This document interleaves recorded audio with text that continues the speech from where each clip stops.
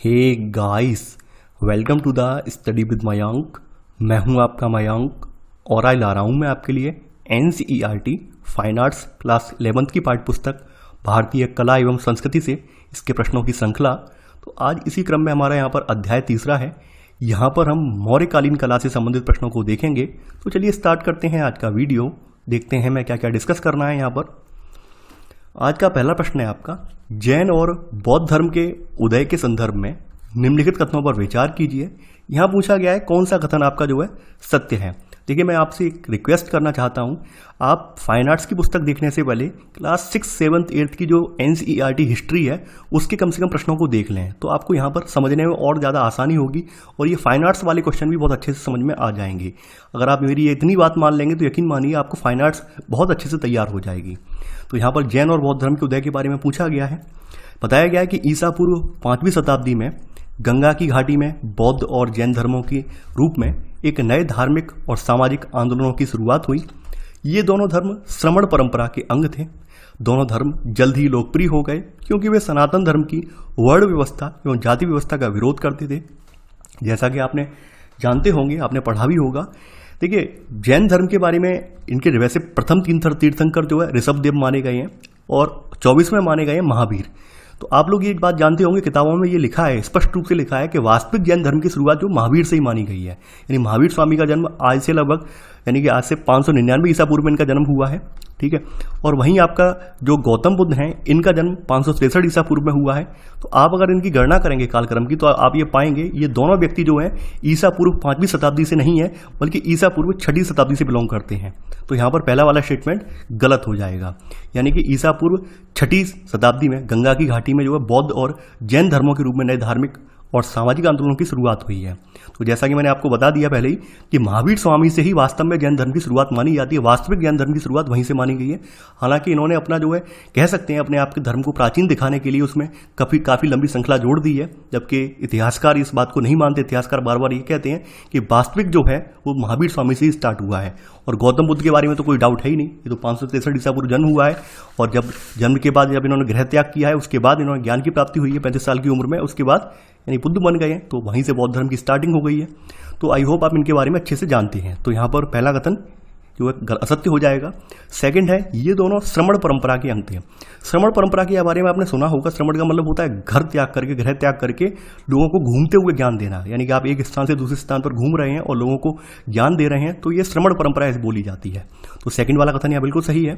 दोनों धर्म जल्द ही लोकप्रिय हो गए क्योंकि वे सनातन धर्म की वर्ण व्यवस्था एवं जाति व्यवस्था का विरोध करते थे। देखिए, उस समय जो है ये सनातन धर्म था, कुरीतियों से भरा पड़ा था। यहाँ पर जाति व्यवस्था का बोलबाला था। तो समाज में जो खाई क्रिएट हो रही थी, समाज में जो विभेद क्रिएट हो रहा था, उस विभेद को पाटने के लिए, उस विभेद को मिटाने के लिए जैन धर्म और बौद्ध धर्म की यहाँ पे उत्पत्ति हुई है। यहाँ पर आप देखेंगे तो ऐसे करके इनके अनुयायी यहाँ पे जुड़ते गए हैं। तमाम ऐसे लोग थे जो हाशिए पर मौजूद थे, यानी जो कि सनातन धर्म की कुरीतियों की वजह से जिन्हें भेदभाव झेलना पड़ता था, तो वो सब लोग यहाँ पर शामिल हो गए हैं। खास करके बौद्ध धर्म में बहुत ज़्यादा लोग शामिल होते चले गए हैं। तो ऐसे करके इनका प्रभाव धर्मों का बढ़ता चला गया। ये धर्म जो है बौद्ध धर्म और जैन धर्म फैलते चले गए हैं। तो यहाँ पर दूसरा और तीसरा कथन सही है। तो आंसर है आपका बी, केवल 2 और 3। क्वेश्चन नंबर 2 है अब आपका, मौर्य साम्राज्य के उदय एवं इसकी धार्मिक मान्यताओं के संदर्भ में यहाँ पूछा गया है कौन सा कथन आपका जो है सही है। पहला है, ईसा पूर्व 4वीं शताब्दी तक मौर्यों ने अपना प्रभुत्व जमा लिया था। सेकंड, मौर्य सम्राटों में बिंदुसार एक अत्यंत शक्तिशाली राजा हुआ जिसने ईसा पूर्व 3वीं शताब्दी में बौद्धों की श्रमण परंपरा को संरक्षण दिया। उस समय यक्षों और मातृदेवियों की पूजा भी काफी प्रचलित थी। जैसा कि आप लोग जानते हैं, जो मगध का शासक अंतिम नंद वंश का शासक था घनानंद, तो घनानंद को हटाकर चंद्रगुप्त मौर्य जो है यहाँ पर राजा बना था। और यहीं से चंद्रगुप्त मौर्य से ही यहाँ पर आप देखेंगे कि आपके मौर्य वंश की नींव पड़ी है। फिर चंद्रगुप्त के बाद उसका बेटा बिंदुसार, और बिंदुसार के बाद यहाँ पर बिंदुसार का बेटा है अशोक। तो ये 3 जो है यहाँ पे सबसे प्रतापी राजा माने जाते हैं। इनमें अशोक सबसे ज़्यादा प्रतापी माने गए हैं क्योंकि इन्होंने कलिंग का युद्ध जीता है। उसके बाद बौद्ध धर्म को अपनाया है और धम्म के रास्ते पर आगे बढ़े हैं। यानी इन्होंने नैतिक कार्य भी बहुत ज़्यादा किए हैं, यानी मानवीय कार्य बहुत ज़्यादा किए हैं। तो अशोक का नाम यहाँ पर सबसे ज़्यादा लिया जाता है। तो आप थोड़ा सा नज़र डालेंगे, थोड़ा सा इतिहास के झरोखे में जाएंगे, तो आप ये पाएंगे कि चंद्रगुप्त मौर्य का जो राज्याभिषेक हुआ है वो 322 ईसा पूर्व में हुआ है। 323 लिख रहा हूँ, 322 ईसा पूर्व के करीब चंद्रगुप्त मौर्य का यहाँ पर राज्याभिषेक हुआ है। यानी कि ईसा पूर्व 4वीं शताब्दी तक मौर्यों ने अपना प्रभुत्व जमा लिया था। तो पहला वाला स्टेटमेंट सही है। मौर्य सम्राटों में बिंदुसार एक अत्यंत शक्तिशाली राजा हुआ? नहीं, बिंदुसार नहीं, बल्कि अशोका सबसे ज़्यादा शक्तिशाली यहाँ पर राजा हुआ है, और मैंने कारण भी बताया है क्यों हुआ है। तो यहाँ पर आपका सेकंड कथन असत्य हो जाएगा। और अशोक ने जो है बौद्ध धर्म का संपोषण किया है, बौद्धों की जो श्रमण परंपरा है इसको संरक्षण दिया है। धर्म महामात्र भी नाम के अधिकारी यहाँ पर रखे गए हैं ताकि वो लोगों को धार्मिक शिक्षा दे सकें, मानवीय नैतिक शिक्षा दे सकें। तीसरा है, उस समय यक्षों और मातृ देवियों की पूजा भी काफ़ी प्रचलित थी। देखिए यहाँ पर जैन और बौद्ध धर्म के आगमन से पहले, यानी कि जैन और जो बौद्ध धर्म का आगमन हुआ है उस समय यहाँ पर यक्ष और यक्षिणियों या मातृ देवियों की पूजा वहाँ पर होती थी, यानी खास करके सनातन धर्म में ये परंपरा बहुत ज़्यादा प्रचलित थी। तो यहाँ पर ये भी हमें देखने को मिलता है। तो यहाँ पर तीसरा वाला स्टेटमेंट बिल्कुल सही है कि यहाँ पर उस समय यक्ष और मातृ देवियों की पूजा यहाँ पर काफ़ी प्रचलित थी। तो यहाँ पर आपका पहला और तीसरा कथन सही है। तो आंसर है आपका सी, केवल 1 और 3। अगला है, धार्मिक पद्धतियों के कई आयाम होते हैं और वे किसी एक पूजा विधि तक सीमित नहीं होती। यक्ष पूजा बौद्ध धर्म के आगमन से पहले और उसके बाद भी काफ़ी लोकप्रिय रही, लेकिन आगे चलकर यह बौद्ध और जैन धर्मों में विलीन हो गई। देखिए यहाँ पर कथन अगर आप ध्यान से पढ़ेंगे तो आप ये पाएंगे कि धार्मिक पद्धतियाँ जो होती हैं, यानी धार्मिक पद्धति क्या है, कोई मान लीजिए पत्थर की मूर्ति रखकर पूजा करता है, कोई बिना पत्थर की निराकार ब्रह्म की पूजा करता है, कोई ये सोचता है कि भाई हम किसी मानव की सेवा कर देंगे तो वही हमारी पूजा है, कर्म ही पूजा है, कुछ लोग ये कहते हैं। तो धार्मिक पद्धतियों के कई आयाम होते हैं, ये बात बिल्कुल सही है, और वे किसी एक पूजा विधि तक ही सीमित नहीं है। यानी ये नहीं है, जरूरी नहीं है कि आप डेली सुबह बैठकर आधा घंटा या 1 घंटा भगवान के सामने जप करो, ये जरूरी नहीं है। आप कोई अच्छे काम भी कर सकते हो तो वो भी एक अपने आप में पूजा है। तो कथन यहाँ पे बिल्कुल सही है। तो वही बात करते हैं यक्ष पूजा की। देखिए हर किसी को अपनी अपनी जो भावनात्मक अभिव्यक्ति है, कह सकते हैं अपना भावनात्मक जुड़ाव करने के लिए, भावनात्मक जो भी भावनाएं थी लोगों की, यक्ष या माता देवियों के माध्यम से वो उन्हें अभिव्यक्त कर रहे थे, उनके साथ जो अपने आप को जोड़ के रख रहे थे। तो जब ये लोग बौद्ध या जैन परंपराओं में आए हैं, बौद्ध या जैन धर्म को इन्होंने अपनाया है, तो अपनी जो पहले वाली पूर्ववर्ती परंपराएं थी वो ही इसमें वो लेकर चले आए हैं। तो ऐसे करके हम यहाँ पर देखते हैं जो यक्ष पूजा थी ये बौद्ध धर्म के आगमन से पहले भी थी और बौद्ध धर्म के साथ साथ भी ये जुड़ गई है। तो यहाँ पर कारण भी यहाँ पर बिल्कुल सही है। तो यहाँ पर ए और आर दोनों सही हैं और आर ए का सही स्पष्टीकरण है। तो आंसर है यहाँ पर ए।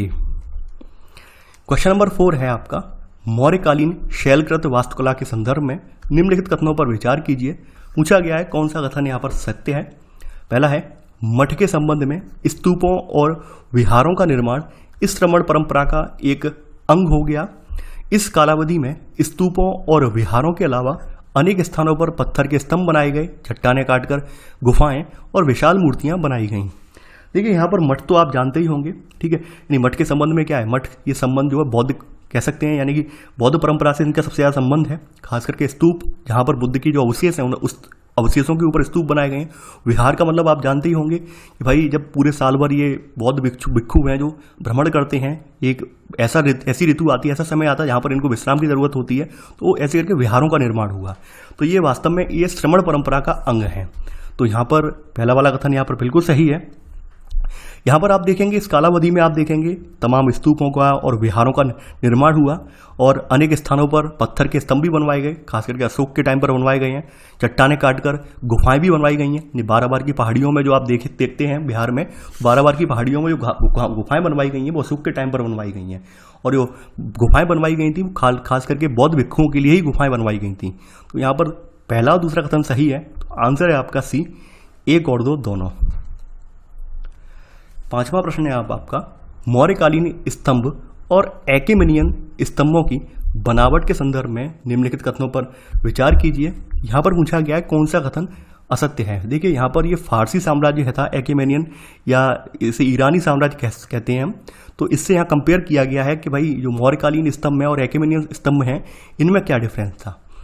मौर्यकालीन स्तंभ एकाश्म चट्टानों से कटे हुए स्तंभ हैं, जबकि एक्मेनियन स्तंभ राजमिस्त्री द्वारा अनेक टुकड़ों को जोड़कर बनाए गए थे। सेकंड, मौर्य काल में प्रस्तर स्तंभ संपूर्ण मौर्य साम्राज्य में कई स्थानों पर स्थापित किए गए थे और उन पर शिलालेख उत्कीर्ण किए गए थे, जबकि एक्मेनियन स्तंभ राजभवनों से संलग्न होते थे। ऐसे स्तंभों की चोटी पर सांड, शेर, हाथी जैसे जानवरों की आकृति उकेरी गई है। देखिए यहाँ पर अगर हम बात करें, पहला वाला कथन यहाँ बिल्कुल सही है। मौर्यकालीन स्तंभ और एक्मेनियन स्तंभ में एक डिफरेंस है। मौर्यकालीन स्तंभ जो है पूरे एक सिंगल पत्थर से बनाए गए हैं, यानी पूरा एकाश्म चट्टान को काटकर उसको तराश कर बनाए गए हैं। वहीं एक्मेनियन क्या है, तमाम टुकड़ों को जोड़कर तब बनाए गए हैं। दूसरी बात यह है कि मौर्यकालीन प्रस्तर जो स्तंभ आप देख रहे हैं, आपने देखा होगा अशोक ने कई जगह स्तंभों का निर्माण करवाया, सारनाथ में लगवाए स्तंभ, और भी तमाम जो है अशोक से जुड़ी हुई जगह थी, सारनाथ में, सांची में, ठीक है, तमाम जगह पर लगवाए हैं अशोक ने अपने स्तंभ। तो आप देखते हैं कि केवल इनके महल तक सीमित नहीं थे, जबकि आप एक्मेनियन साम्राज्य में देखते हैं तो वहां पर कोई भी स्तंभ जो लगे थे वो महल के भीतर भीतर लगे थे, जबकि यहाँ पर ऐसा नहीं है। तो यहाँ सेकंड वाला कथन बिल्कुल सही है। आप ये देखेंगे कि इनके जो स्तंभ लगाए गए, इनके चोटी पर आप सांड का चित्र देखते हैं, शेर देखते हैं, हाथी देखते हैं, तो इन जानवरों की आकृति उकेरी गई है। यानी आपके भारत में जितने भी अशोक के कालीन स्तंभ हैं उन सब पर किसी पर सांड, जो कह सकते हैं यहाँ पर बैल बनाया गया है, यानी ये बैल की तस्वीर है। कुछ में आप देखते हैं जैसे बैल वाली जो तस्वीर है वो आपके अभी वर्तमान में संसद भवन है वहाँ पर रखा हुआ है, ठीक है, वो उसी का एक हिस्सा है। इसके अलावा आप देखते होंगे शेर बनाया हुआ है स्तंभ पर, और आपका जो सिंह है, यानी जो सिंह वाला स्तूप है, सारनाथ का स्तूप है, वो भी आपने देखा होगा, जो कि हमारे भारत के राजकीय चिन्ह के रूप में लिया हुआ है। तो ये सब आपके अशोक के टाइम के जो स्तंभ है, यानी मौर्यकालीन जो कला है, वहाँ से ये लिए गए हैं। तो यहाँ पर तीसरा वाला कथन यहाँ पर बिल्कुल सही है। यहाँ पर पूछा गया है कौन सा कथन असत्य है, तो इनमें से कोई भी कथन असत्य नहीं है, तो आंसर होगा पांचवें का यहाँ पर डी, यानी कि यहाँ पर कोई भी कथन असत्य नहीं है। क्वेश्चन नंबर 6 है आपका, निम्नलिखित में से कौन से स्थल से शीर्षाकृतियों वाले मौर्यकालीन प्रस्तर स्तंभ नहीं मिले हैं। यानी कि यहाँ पर पूछा गया है कि जो शीर्षाकृति का मतलब क्या होता है, बिल्कुल टॉप पर, यानी जो स्तंभ इस तरह से लगा हुआ है और इसके टॉप पर कोई आकृति बनी हुई है, इस तरह के स्तंभ कौन से स्थल से बरामद नहीं हुए। यानी मान लीजिए ये स्तंभ है पूरा और ऊपर कोई आकृति बनी हुई है, तो इस तरह के स्तंभ, मौर्यकालीन स्तंभ कौन से स्थान से नहीं मिले हैं। यहाँ पे बताया गया है कि बसरा, वखीरा, लौरिया, नंदनगढ़, अतरंजी खेड़ा, संकिसावा, सारनाथ। देखिए यहाँ पर बसरा, वखीरा हुआ, लौरिया, नंदनगढ़ हुआ या रामपुर हुआ, ये सब बिहार में पड़ते हैं, और यहाँ पर ये स्तंभ इस तरह के मिले हैं। इन स्तंभों के शीर्ष पर कोई ना कोई आकृति बनी हुई है। संकिसा और सारनाथ में भी इस तरह के स्तंभ मिले हैं। अतरंजी खेड़ा में नहीं मिले हैं। अतरंजी खेड़ा के बारे में आप जानते होंगे, यहाँ पे सबसे प्राचीन लोहा प्राप्त किया गया था, यानी यूपी का एक स्थान है ये, और यहाँ से सबसे लोहा, यानी हम कह सकते हैं लोह युग के यहाँ से प्रमाण मिले हैं। तो यहाँ पर सी वाला कथन सही है, यानी सी वाला कथन आप कह सकते हैं गलत है, और यही हमारा सही कथन है, क्योंकि यहाँ से इस स्थल से हमें कोई मौर्यकालीन प्रस्तर स्तंभ नहीं मिला है। तो यहाँ आंसर होगा आपका सी। क्वेश्चन नंबर 7 है आपका, हमारे राष्ट्रीय प्रतीक के रूप में लिए गए सिंह शीर्ष को कौन से स्थान पर मिले मौर्यकालीन सिंह शीर्ष से लिया गया है। लौरिया, नंदनगढ़, सारनाथ, रामपुरवा, सांची। देखिए हमारा राष्ट्रीय प्रतीक है, यानी सिंह शीर्ष, या इसमें 4 शेर जुड़े हुए हैं आपस में दहाड़ते हुए, तो वो जो लिया गया है वो सारनाथ से लिया गया है। तो 7वें का आंसर होगा आपका बी। क्वेश्चन नंबर 8 है, निम्नलिखित में से कौन से स्थल से यक्ष तथा यक्षिणियों की मूर्तियां नहीं मिली हैं। यानी कि ऐसा कौन सा स्थल है जहां से हमें यक्ष और यक्षिणी की जो मूर्तियां हैं वो बरामद नहीं हुई हैं। पटना, विदिशा, मथुरा, कन्नौज। देखिए यहाँ पर आपका एक कन्नौज एक ऐसा स्थल है यहाँ से हमें यक्ष और यक्षिणियों की मूर्तियां प्राप्त नहीं हुई हैं। पटना, विदिशा, मथुरा, इन सबसे हमें यक्ष यक्षिणियों की मूर्तियां प्राप्त हुई हैं। पटना में दीदारगंज में जो मूर्ति रखी है वो सबसे ज़्यादा उत्कृष्ट नमूना माना जाता है। दीदारगंज में जो मूर्ति रखी गई है यक्ष यक्षिणी की, वो सबसे ज़्यादा उत्कृष्ट नमूना माना जाता है। तो यहाँ पर डी वाला कथन केवल सही है, कन्नौज से नहीं मिली है, बाद बाकी तीनों जगह से हमें मिली हैं। 9वां प्रश्न है अब आपका, ईसा पूर्व 3वीं शताब्दी में यक्ष यक्षिणियों की विशाल मूर्तियां बनाई गईं। इन मूर्तियों के संदर्भ में निम्नलिखित कथनों पर विचार कीजिए। पूछा गया है कौन सा कथन यहाँ पर सत्य है। पहला है, ये विशाल प्रतिमाएं अधिकतर बैठी स्थिति में दिखाई गई हैं। सेकंड, इन सभी प्रतिमाओं में एक विशेष तत्व यह है कि इनकी सतह पॉलिश की हुई यानी चिकनी है। थर्ड है, इनके चेहरों पर प्रकृति विज्ञान की निपुणता एवं स्पष्टता और अन्य अंग प्रत्यंग का उभार स्पष्ट दिखाई नहीं देता है। देखिए यहाँ पर अगर बात की जाए, जो भी ईसा पूर्व 3वीं शताब्दी की मिली हुई हमें यक्ष यक्षिणियों की मूर्तियां हैं, सब में उनमें कॉमन बात यह है कि ये सब स्टैंडिंग पोजीशन में है, यानी खड़ी मुद्रा में है, ना कि बैठी मुद्रा में। तो पहला वाला स्टेटमेंट गलत हो जाएगा। दूसरी बात यह है कि मौर्य युग के हमें जितने भी हमें कह सकते हैं पत्थर मिले हों या फिर जो भी स्तंभ या स्तंभों के ऊपर बने हुए जो भी आकृतियां हैं, उन सब की खास विशेषता ये है कि एक तरह की पॉलिश की गई है, यानी बहुत चिकनी सतह है इनकी। तो सेकंड कथन यहाँ पर बिल्कुल सही है। तीसरा है, इनके चेहरों पर प्रकृति विज्ञान की निपुणता और स्पष्टता और अन्य अंग प्रत्यंग का उभार स्पष्ट दिखाई नहीं देता। ये बिल्कुल गलत है। जब आप ये मूर्ति देखेंगे तो आप ये पाएंगे बिल्कुल एक एक चीज बारीकी से यहाँ पर आप देखेंगे डिजाइन की गई, उकेरी गई है, यानी बिल्कुल अंग प्रत्यंग स्पष्ट रूप से चमक रहे हैं। तो यहाँ पर केवल सेकंड वाला स्टेटमेंट सही है। तो आंसर है यहाँ पर बी, केवल सेकंड। ये आपका पटना के दीदारगंज में स्थित आपकी यक्षिणी की एक मूर्ति है। आप देख पा रहे हैं इस यानी यक्षिणी को, किस तरह की यक्षिणी है, यानी इसके पूरी बॉडी आप पूरी देख पा रहे हैं, अंग प्रत्यंग का उभार बहुत स्पष्ट रूप से हमें देखने को मिल रहा है, यानी चेहरे से लेकर वक्ष स्थल से लेकर कमर से लेकर यानी पेट में जो धारियां देख रहे हैं पूरा स्पष्ट रूप से है, और जो भी इसके अधोवस्त्र यानी कपड़ा नीचे लपेटा गया है वो भी आप देख पा रहे हैं, कितनी बारीकी से ये डिजाइन तैयार किया गया है। इसका जो आप देख पा रहे हैं जो बायां हाथ है ये टूटा हुआ है, दाएं हाथ में ये चामर पकड़े हुए है, एक पीछे इसके जो बाल हैं यानी कि आप देख पा रहे हैं बाल का जूड़ा बना हुआ है, पीठ खुली हुई है इसकी और नीचे साड़ी लपेटे हुए है। तो अब ये सबसे उत्कृष्ट मूर्ति मानी जाती है, ये पटना के दीदारगंज में स्थित है ये, ठीक है, ये यक्षिणी की एक मूर्ति है।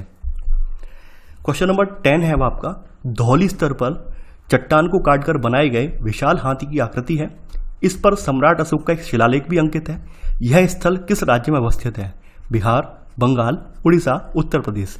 देखिए ये जो आप धौली स्थल की बात हो रही है, धौली स्थल आपका पड़ता है उड़ीसा में। तो धौली स्थल में यहाँ पर चट्टान को काटकर एक विशाल हाथी की आकृति बनाई गई है और इस पर यहाँ पर सम्राट का अशोक का एक शिलालेख भी इस पर अंकित है। तो ये स्थल आपका उड़ीसा राज्य के धौली स्थल पर यहाँ पे पड़ता है, ठीक है। तो यहाँ पर आंसर है आपका 10 का सी। क्वेश्चन नंबर 11 है आपका, बिहार में बाराबार की पहाड़ियों में शैलकृत गुफा यानी चट्टान को काटकर बनाई गई गुफा है, यह गुफा कौन से अन्य नाम से भी जानी जाती है? यानी कि जो गुफा बनाई गई है मूलतः वो कौन से अन्य नाम से भी ये जानी जाती है गुफा? वो कपिल मुनि की गुफा, लोमस ऋषि की गुफा, आचार्य अलार कलाम की गुफा, वात्सायन की गुफा।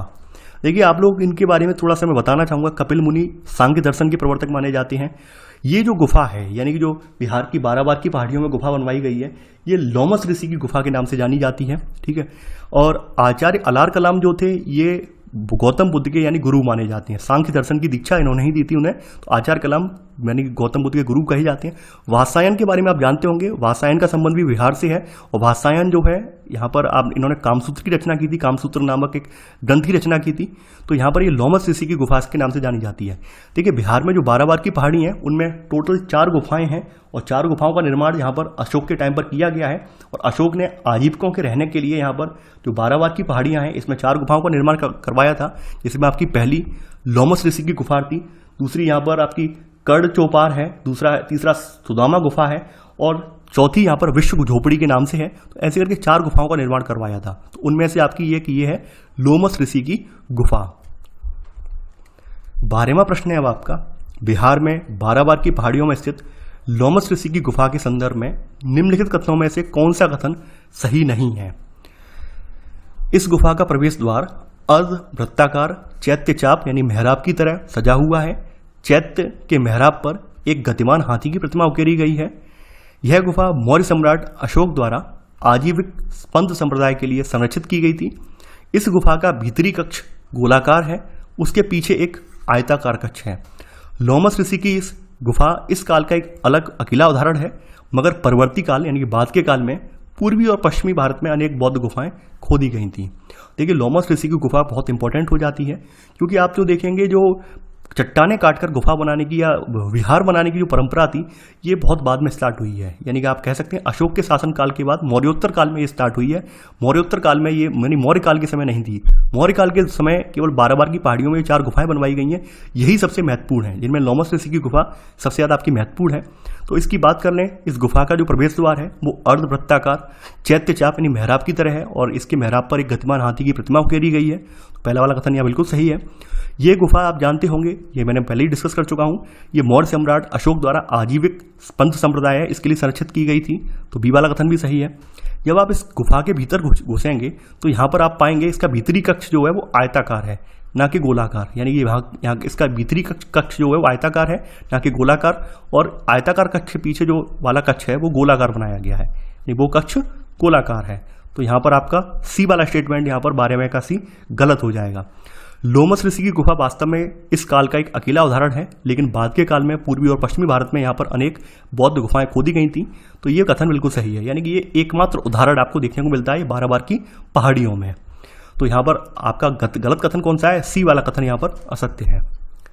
13वां प्रश्न है अब आपका, बौद्ध स्तूपों के निर्माण के संदर्भ में निम्नलिखित कथनों पर विचार कीजिए। पूछा गया है कौन सा कथन यहाँ पर सत्य है। स्तूप अधिकतर बुद्ध के स्मृति चिन्हों यानी रेलिंग्स पर बनाए जाते थे। ऐसे अनेक स्तूप बिहार में राजगृह, वैशाली, बेतद्वीप एवं पावा, नेपाल में कपिलवस्तु, अलकप्पा एवं रामग्राम, उत्तर प्रदेश में कुशीनगर एवं पिप्पलीवान में स्थापित हैं। स्तूप, विहार और चैत्य बौद्धों और जैनों के मठी संकुलों के भाग हैं, लेकिन इनमें से अधिकांश भवन प्रतिष्ठान बौद्ध धर्म के हैं। देखिए यहाँ पर आप बात करें स्तूप की, तो ज़्यादातर जो स्तूप जो हैं वो बुद्ध के स्मृति चिन्हों पे बनाए गए हैं, यानी बुद्ध के कहीं हड्डी हैं, दांत हैं, ठीक है, या फिर बुद्ध के द्वारा उपयोग किया हुआ कोई सामान है, उनके ऊपर ये बनाए गए हैं। तो यहाँ पर पहला वाला कथन बिल्कुल सही है। तो ये स्तूप, इस तरह के स्तूप कहाँ कहाँ पर हैं? बिहार में आपका राजगृह, वैशाली, बेतद्वीप या पाबा में। नेपाल में आपका कपिलवस्तु, अलकप्पा है, रामग्राम यहाँ पर है। उत्तर प्रदेश में कुशीनगर या पिप्पलीवान में स्थित हैं, तो यहाँ पर बनाए गए हैं। हालांकि बाद में जो बौद्ध स्तूप बनाए गए हैं वो बुद्ध से जुड़े हुए स्तूप बनाए गए हैं। जरूरी नहीं है कि बुद्ध के केवल अवशेषों पर ही बनाए गए हों, स्मृति चिन्हों बनाए गए हों, अन्य चीज़ों पर भी बनाए गए हैं। स्तूप, विहार और चैत्य आप देख पा रहे हैं, यानी स्तूप, विहार, चैत्य एक तरह का मंदिर होता है यहाँ पर, यानी बौद्ध मंदिर है। तो ये बौद्ध और जैनों के मठी संकुलों से जुड़े हुए हैं। हालांकि इनमें सबसे ज़्यादा जो जुड़ाव है स्तूप, विहार या चैत्य का, वो यानी बौद्ध धर्म के भवनों से ज़्यादा है। तो यहाँ पर तीसरा वाला कथन सही है, यानी सबसे ज़्यादा स्तूप, विहार और चैत्य आप देख पा रहे हैं, ये बौद्ध धर्म के सबसे ज़्यादा बनाए गए हैं। तो यहाँ पर तीनों ही कथन आपके सही हैं, तो आंसर है आपका डी, उपरोक्त सभी। 14वां प्रश्न है आपका, निम्नलिखित स्तूपों में से गंगा की घाटी से बाहर बने हुए स्तूप कौन से हैं? अवंती और गंधार, राजगृह और वैशाली, अलकप्पा और रामग्राम, कुशीनगर और पिप्पलीवान। देखिए यहाँ पर अवंती और गांधार जो स्तूप बने हैं ये वास्तव में गंगा की घाटी से बाहर बने हुए स्तूप हैं, यानी ये दोनों जो स्तूप का निर्माण हुआ है ये गंगा की घाटी से बाहर हुआ है इनका निर्माण। तो यहाँ पर आंसर है यहाँ पर ए। 15वां प्रश्न है आपका, ईसा पूर्व 3री शताब्दी की स्तरीय संरचना का एक उदाहरण बैराट स्थल पर स्थित स्तूप है। यह स्तूप बताया गया है किस राज्य में स्थित है, यानी बैराट स्थल पर निर्मित एक स्तूप है और ये स्तूप यहाँ पे पूछा गया है किस राज्य में ये स्थित है। पहला है मध्य प्रदेश, राजस्थान, यूपी, ओडिशा।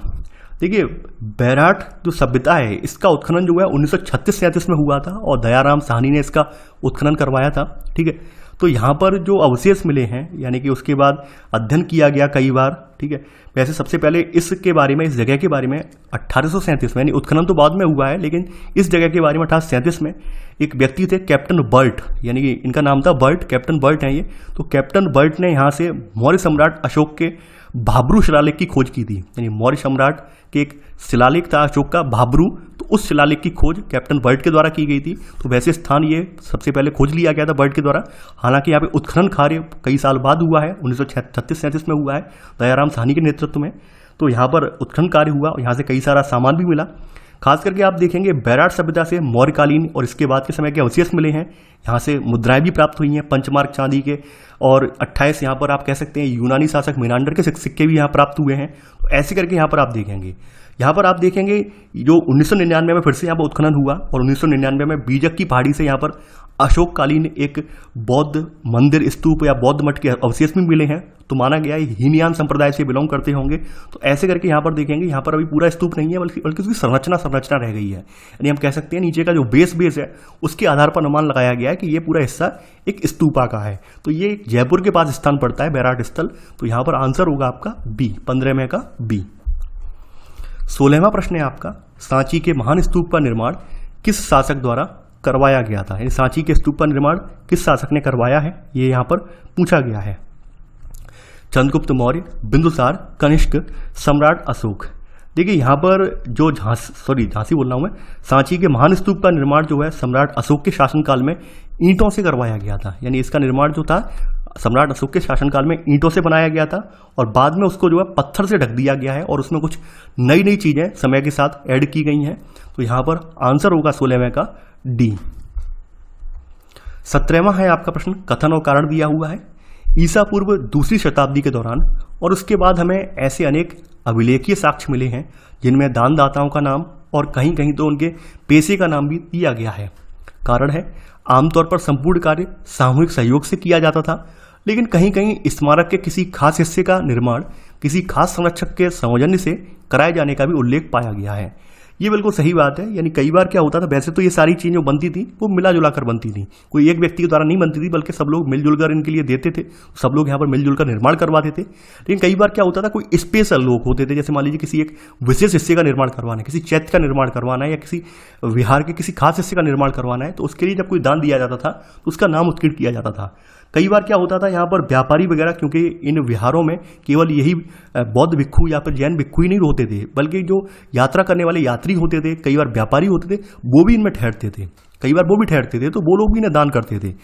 तमाम जो आप देखेंगे इस समय के जो मौजूद यहाँ पर आप देखेंगे जो कलाकार हैं, शिल्पकार हैं, उन्होंने भी यहाँ पर जमकर दान दिए हैं, तो उनके भी कहीं कहीं हमें नाम यहाँ पर देखने को मिलते हैं। तो यहाँ पर कथन और कारण आपका दोनों सही है, यानी ए और आर दोनों सही हैं, और आर ए का यहाँ पर सही स्पष्टीकरण है।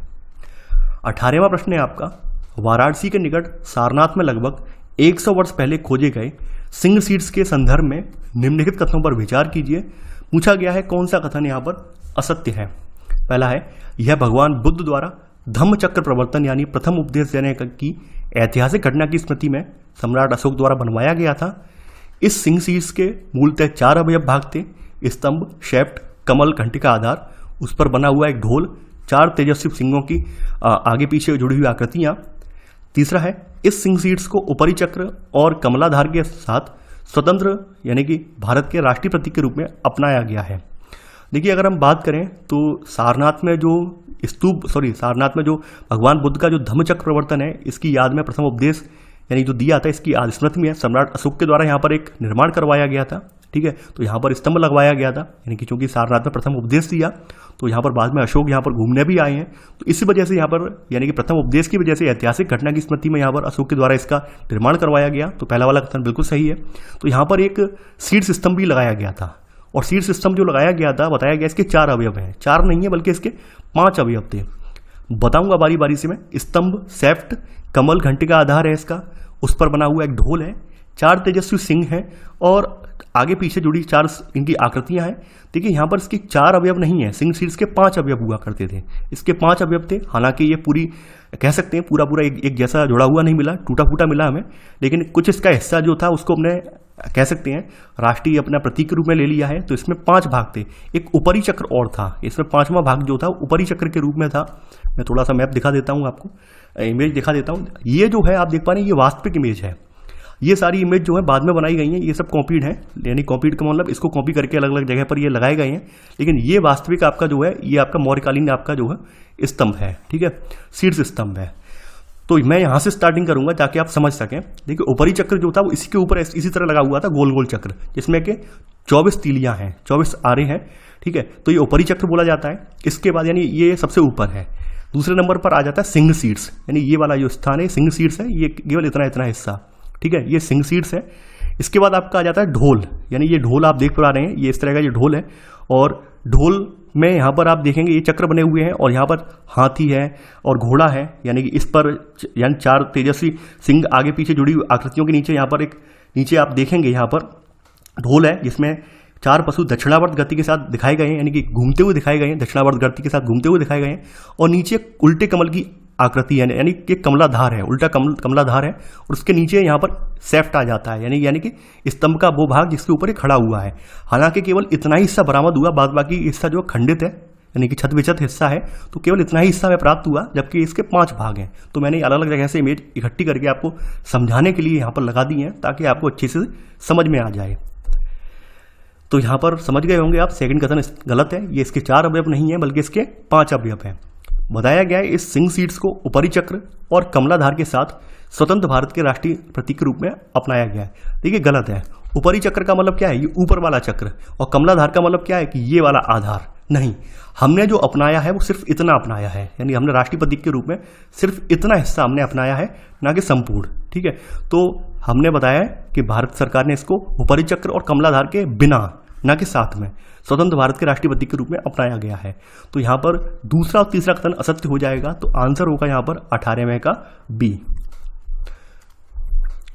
19वां प्रश्न है आपका, सारनाथ स्तंभ के शीर्ष फलक पर एक चक्र बना हुआ है, जिसमें चारों दिशाओं में फैले हुए कुल कितने आरे हैं, यानी कुल कितनी तीलियां इसमें हैं। आपको याद होगा जो आपके तिरंगे झंडे में जो चक्र बना हुआ है वो चक्र यहीं से लिया गया है, तो इसमें टोटल 24 आरे हैं, यानी कुल टोटल 24 तीलियां हैं। अच्छा, आप कमेंट में आपको एक बात बतानी है, मैं आपको नहीं बताऊंगा ये किसका प्रतीक है, यानी ये चक्र जो है इसके अंदर 24 तीलियां हैं, ये किसका प्रतीक है, ये आपको बतानी है। नहीं पता हो तो गूगल पे सर्च करके बताइए, आप बताएंगे, मैं नहीं बताऊंगा ये। 20वां प्रश्न है अब आपका, ईसा पूर्व 2री शताब्दी तक हमें बुद्ध की प्रतिमाओं या आकृतियों के दर्शन नहीं होते हैं। कारण क्या है?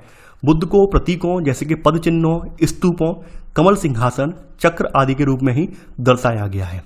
ये बिल्कुल सही बात है कि हम ईसा पूर्व दूसरी शताब्दी तक देखते हैं तो हमें यहाँ पर बुद्ध की कोई मूर्ति दिखने को नहीं मिलती है। लेकिन यहाँ पर केवल कारण क्या है कि क्योंकि हम बुद्ध के जो प्रतीक चिन्ह हैं, जैसे पद चिन्ह है, स्तूप हैं, कमल सिंहासन है, चक्र आदि हैं, इन प्रतीकों के आधार पर इनकी पूजा होती थी। जैसे ही महायान संप्रदाय का उदय हुआ है उसके बाद मूर्तियां बनाई जाने लगी हैं। तो यहाँ पर हम ईसा पूर्व दूसरी शताब्दी तक हमें बुद्ध की प्रतिमाएं देखने को नहीं मिलती हैं। यानी कथन भी सही है यहाँ पर और कारण भी यहाँ पर सही है। तो आंसर होगा यहाँ पर ए, यानी ए और आर दोनों सही हैं और आर ए का यहाँ पर सही स्पष्टीकरण है। तो ये था हमारा आज का वीडियो। आई होप आपको ये वीडियो पसंद आया होगा। तो आप लोग इस वीडियो को लाइक शेयर करना बिल्कुल ना भूलें। साथ ही साथ आपके मन में कोई क्वेरीज या डाउट हो वो भी कमेंट में हमें बताएं। तो चलिए आज के लिए बस इतना ही। Thanks for watching. जय हिंद।